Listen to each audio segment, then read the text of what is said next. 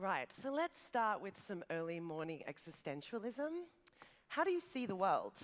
What makes you you? When I was a kid, I always wanted to know what it would be like to put my head inside somebody else's. Creepy, I know. But nowadays I think more about what would it be like to be a rock? Have you ever thought that? What is the world like from the experience of someone or something else? Most of us spend our entire lives locked in to our own perspective of the world. I mean, humans, we're fantastic. We're incredibly smart. We've done all of these amazing things, but we are filled with glitches, cognitive biases that influence our decision making. And these are all socially contagious, and we all have them. Nobody is immune to a bias. And here's the deal. Our brains interpret this world based on the experiences that we have. So what is your perspective on how to make change in the world and how to address some of these super complex and beautiful problems that we see around us? So we know this, right? Humans have created linear systems. Every single system that we've produced to benefit ourselves is based on a straight line. We pull things out of the ground, we transform them into usable products and services, and then at some point we waste them. The linear system, this successful economy that we have, is broken. We know that. That's why we're all in this room. But how do we develop the thinking tools that will help us disrupt this economy so that it works better for all of us? And that's something that we don't often talk about. The mental models that influence our perspectives and then also determine how much resources or agency we have to change the systems that we face. Here's the great thing. We've got an awesome model. It's called nature. We came from it. It provides us with all of the ecosystem services that sustain life on Earth. Freaking beautiful. Love it. Figures out how to not make waste and how to make everything regenerative. It's incredible. Here is an amazing teacher for us all. Yet, we all go through the same education system. Reductionism, silos, right? We all understand how to compete and perform in a linear world. We have an innate inability as a product of our system to not understand the system that we come from and the way in which we can disrupt them so that we can design more elegant, beautiful, and successful services for ourselves that hopefully could be sustainable, but if we get it really right, we could make it regenerative. Because most of the time, though, when we try to solve a problem, we use the same thinking that got us there. Einstein said that was stupid. So today's solutions are often tomorrow's problems, and we need to disrupt that linear pathway. We need the tools to make change. If you want to fix a car, you need the knowledge and the tools. I don't have the knowledge. A hammer in my hands is a really dangerous thing, let me tell you. But we have to be able to have these tools that give us the thinking and strategies in the world, and we don't often embrace them. And so we don't know how to love problems. The problems that we face today are beautiful, complex, messy, interconnected byproducts of us as a species living on this planet. Yet we all go through education learning how to avoid problems, how to deconstruct them, break them down, deal with our little piece of it, rather than the complex, interconnected puzzle that is humans on this planet. So how do we learn to do that? How do we embrace an opportunity mindset rather than an avoidance one? I'm pretty sure a lot of you in this room are already on this, right?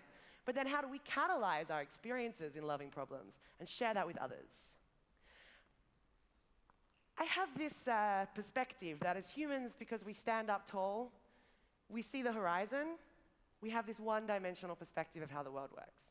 Thankfully, we've discovered it's 3D and round and beautiful and big and complicated, but our thinking is often one-dimensional. So how do we develop this three-dimensional, dynamic, and interconnected perspective of the problems and thus be able to figure out how we can solve them more elegantly? Well, systems thinking, as you've already heard, is a really powerful tool to do that. Who here in the audience already prescribes to a systems mindset? This is exciting. We're all going to start a little systems posse later. It's so exciting, nerds for systems. If you're not into systems, let me give you a really quick rundown. The basic precedence of this is that everything's interconnected. Absolutely everything. There ain't anything that's not interconnected to something else, and if it is, it's a heap, and that's a whole other story. But everything in nature, everything that is in with us, I'm in a dynamic relationship with a tree right now. I just can't see it because I'm inhaling its waste product, which was oxygen. Thank you, tree. Awesome.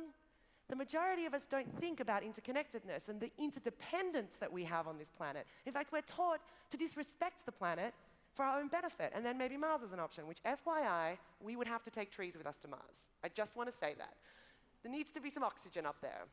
So we're talking about moving to this circular economy, closing the loop, reimagining the systems. How do we do that? Well, first and foremost, we need tools, and systems thinking is one of the most powerful tools. And the basic idea is that the world is made up of systems, and there are dynamic systems at play. There's the human systems. That's how we interact, our education, the things that humans create to benefit ourselves. And then we have the industrial systems, the manufacturing, the processing, where we extract resources, turn them into things like this, and your glasses. And all of that relies dynamically on nature. If we did not have ecosystems, we wouldn't exist. I wouldn't be standing here telling you this. You wouldn't be sitting there thinking, is it Australian? Yes, it is. So those of you who do systems thinking will know the iceberg model, but here's my little take on this, right? We have a predisposition with our linear one-dimensional perspective to just see the obvious parts of the system. The big, chunky, annoying problems that we think we can fix with the same thinking. We go for surface over substance. We don't dive down deep into the murky waters to figure out the mechanics of a problem set.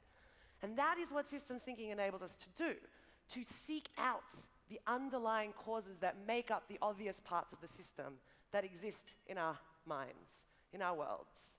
And there are so many tools that you can start to develop to help reconfigure the mental models that make up your experience, but also those people who are around you. Because a revolution of thinking is really what we need in order to revolutionize the world. And when we do systems mapping and we explore the interconnectedness, it's always about the connections between things that we identify as the biggest area for intervention. The cool thing about systems thinking is there is no blame within a dynamic interconnected system, so we're all okay. We have to work together. That's great. And the second thing that's awesome and super empowering is that it's often the smallest point in the system that has the biggest power to make change. The hard bit is finding it, learning how to explore and ferret it out. Systems thinking is about being able to move from the big, infinite possibilities of interconnectedness to the minute, tiny, amazing wonderment that is anything we see at the micro level of existence. And it's this ability to move between those two ways of thinking that creates a three-dimensional perspective of the world. And when you do this, you discover that every single problem holds its own solution, which means that every single one of us has the power to figure out how to change, to adapt, to evolve, to reimagine the systems that create the unsustainable linear economy that we are trying to disrupt. And just on disruption, I want to add a little piece here, right? Innovation is tweaking things, doing them slightly differently. Disruption is about reimagining the status quo, making it obsolete by designing something new. Big Buckminster Fuller fan, if anyone got that quote.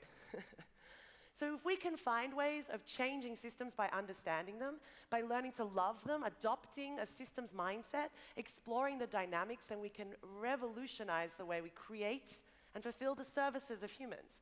I've been exploring this for a long time. I developed a methodology that's a really quick way for anybody to address a complex problem. You basically learn to mine a problem that's like diving under the water, landscaping, systems mapping and identification. And through that, you identify the areas where you could intervene, and then you build, which is ideation and creative intervention. And from this practice set, anyone can figure out how to think in a three-dimensional way to solve problems. Because it's this kind of perspective we need to have, as much as the one-dimensional one. A question that I have with me all the time is, how do we design a world that works better for all of us? How do we design a world that works better for all of us? Because design is one of the biggest social scriptors and influences that we have. The chairs you're sitting on, how your body's formed to it, all of that is informing you as a person. It's influencing your worldview. We develop tools to try and help change that, to help designers, creatives, and constructors of the world think in a circular way. We really need to move from a linear economy to a circular economy, and that kind of skips the whole reduce, reuse, recycle. We should redesign the systems. There ain't no 3 Rs anymore, people. Recycling creates a bigger problem if we don't do it well. In fact, it validates waste. So what we really need to do is design for a post-disposable society. We need to go the next step and think about how we can move beyond these little bits of tweaking at the edges and reimagine how us as a species can live on this planet in a circular, dynamic, and interconnected way. And that's really about shifting our perspective. Actually, recently I got to meet an astronaut, which was really amazing, and I creeped out and kind of stroked him awkwardly after I was like, real space? And he was like, yeah, real space, Leyla. And I was like, tell me what it's like to see Earth. And of course, like, that's what you ask an astronaut, right? He was like, well, it's obviously amazing. And I was like, and he's like, well, you know, every night, like, I'd be going to sleep, and I'd have this little porthole, and I'd look out at it, the Earth, and I think, gosh, everybody I love's down there, and it's so fragile. Like, it's so fragile. And then he was coming back into Earth. How do you even say that? What do you like? It's re-entering Earth's atmosphere in a rocket? I don't know. Anyway, he was doing that. And he comes back down, and he said when he's landed, his little porthole, it landed on a rock, a blade of grass, and a flower. I'm all like, that flower probably was a flower, and kind of now is flower press. And he says to me that the moment he landed, he realized that he was home. But he was an American astronaut, and he just went up with the Russians and landed in Turkmenistan. So he realized home was the entire planet, and that the way in which we can help change and revolutionize our story on this planet is by collaborating, globally collaborating to solve these problems. And so actually, that's kind of what I want to mess with you guys a little bit now. I'm sorry, I'm going to make you all stand up. Everyone stand up. Come on, let's do this. We've got a few minutes. Okay. So this is our goal, right? We're all here, sitting here trying to figure out, now everyone do star jumps. I'm totally joking. Don't do that. You'll hurt the person next to you. Do you say star jumps here? Jumping jacks. Right, you're not going to do that. That's mean.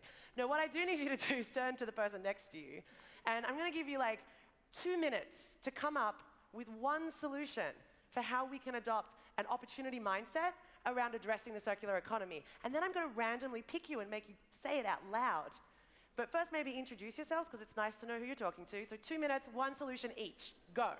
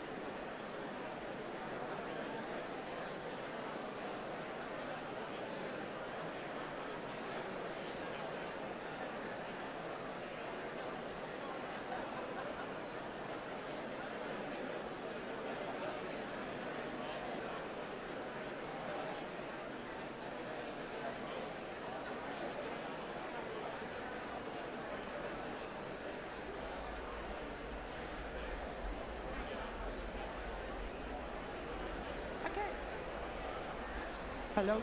Okay, you got like 15 seconds. 15 seconds left.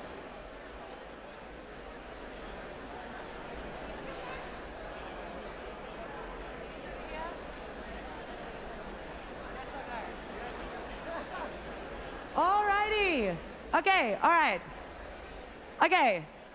So rather than start picking on you, does anybody want to share their idea first? Who had an idea that was like a brain spark? Come on. I expect a million hands to go up. Yes, excellent. Volunteer. Share with us your idea as quickly as possible. Okay, so it's a social problem, and so what we need to do is to design one of your viruses to propagate. You started off by a brain virus, yes. And it needs to propagate the idea of circularity of the economy. It's got to be about identity. It's how our communities will form identity around themselves. That is a great idea, identity to help virally influence all of humanity. Is that right? Hi, so we're Google and HP here. Okay, so what we thought about was the challenge about designing products in a very fast-moving, highly innovative, that's not a dirty word that you would put up there, so No, highly innovative it's industry. still useful. So we were thinking about that slow food movement. So perhaps somehow we need a slow design movement to help us make the right decisions, but even in a fast-moving industry. Amazing. And I think we also need a slow startup movement, because I don't know if you notice that technology often doesn't necessarily solve the world's problems. You guys have got one? I heard yours. It was pretty good. So we both work in education-related areas, and so we believe that on a basic level, systems thinking should be implemented at all levels of curriculum. And then you have something. I think also you talked about collaboration a lot, and I think if there was a way, and I hate to say this, but if there was a way to force interdisciplinary collaboration at a very young age, I think somebody who's, I don't know, studying engineering and somebody who's studying art, there's just so much to gain from there, and I think education needs to kind of force that at a pretty early age. Yeah, and silos and, whoa, that's double microphone. Yeah, silos and specialization can often reduce our systems capabilities. So we are three people that are not from an education background, but big corporates. But we thought is that ultimately in system thinking, the outcome is just the result of the goal of the system. So if we want to change, then we need to change the goal of the system. Totally. And that actually comes through education. So that's where we're aligned. Yeah, but also reimagining what the functionality of what we're trying to achieve, right? Like, as a designer, I always say the design brief embeds the problem to begin with. I'm not forgetting about you guys over here. Any ideas on the left side of the room? Yep. So I'm a scientist. We had a very, very rapid conversation at a startup and a CNA foundation as well. And we're thinking people need to be protected. Like, the idea of, scientists holding onto their data to, for their own benefit. But there needs to be a sort of safety net so people can take risks, share data, and allow people to do that. That's what we think. That's a great idea, like an anonymous global challenge. Okay, one more over here. This is great. I'm getting some exercise as I do this. Thank you. We were triggered by one of your last slides about circularity and basically the previous one, nothing leaving the system anymore. And another thing that was said was, it was the previous one. This one.